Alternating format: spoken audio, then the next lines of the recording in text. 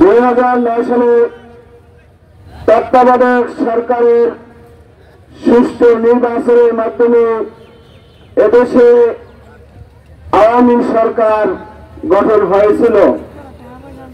আওয়ামী সরকার ক্ষমতায় এসে প্রথমে তাদের ক্ষমতা পাকাপোক্ত করার জন্য সুষ্ঠু নির্বাচন তথা তত্ত্বাবধায়ক সরকারের অবসান ঘটাল।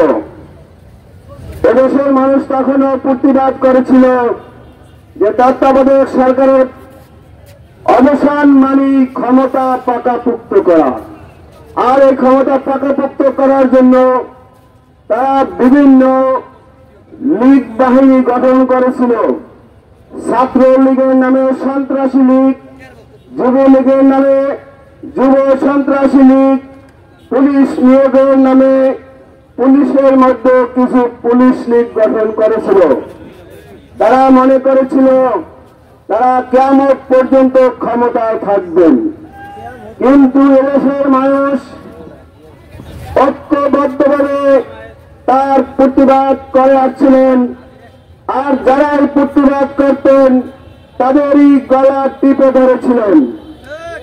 যদি কোন ইমাম সাহেব মসজিদে সত্য কথা বলতেন, মসজিদে ইমাম সাহেবের চাকরিচ্যুত করা হতো। যদি কোন রাজনৈতিক দলের নেতা, কোন ধর্মীয় নেতা সত্য কথা বলতেন, তখন তাদেরকে জেলে নিয়ে অমানসিক নির্যাতন করা হয়েছিল। আমরা দেখেছি এদেশের আলেম ওলামা নির্যাতিত হলেও কখনো অন্যায়ের সাথে মাথা নত করেননি। সর্বশেষে অবশেষে এদেশের ছাত্র জনসমাজ ফুঁসে উঠল।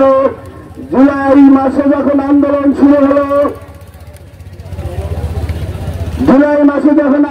শুরু হলো, তখনও কেউ বুঝতে পারেনি এদেশ থেকে জগদ্দল পাথর নেমে যাবে, কিন্তু অবশেষে এই ছাত্র জনতার আন্দোলনের মুখে এই জগদ্দল পাথরকে নামাতে সক্ষম হয়েছে।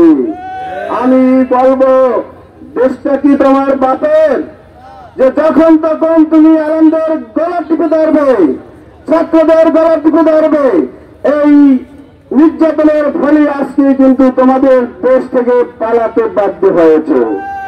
অতএব আমরা এই উদাহরণ থেকে বুঝতে পারলাম, এবং যারা ভবিষ্যতে ক্ষমতা আসবে তাদেরকে পরিষ্কার এই সমাবেশ থেকে জানিয়ে দিতে চাই, এদেশে কোন আর জালেম সরকারকে বসতে দেওয়া হবে না।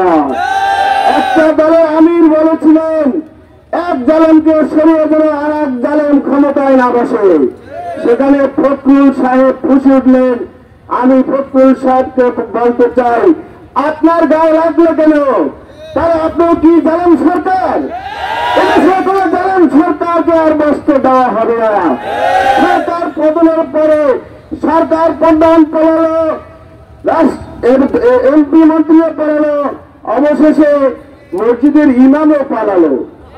এমন কোন আমরা পরিবর্তন কোন সরকারের পরিবর্তনের পরে দেখি নাই যে পুলিশ প্রশাসন থেকে শুরু করে একজন ইমামকে পালাতে হবে। আজকে বাইতুল মোকাররমের মসজিদের ইমাম সাহেব কোথায়? তার মানে দেখা গেল তারা সব জায়গায় দুর্নীতি করছে। অতএব বৈষম্য বিরোধী ছাত্র জনতার গণ অভ্যুত্থান থেকে আগামীতে আমাদেরকে সকল রাজনৈতিক দলকে আমরা হুঁশিয়ার করে দিতে চাই, এদেশে আর কোন অন্যায় অত্যাচারের বিষয়ে দেশের ছাত্র জনতা মেনে নেবে না। আর উদ্যত আহ্বান জানিয়ে আমি আমার আলোচনা শেষ করছি। আমার তৌফিকুল্লাহ, আসসালামু আলাইকুম ওয়া রাহমাতুল্লাহ।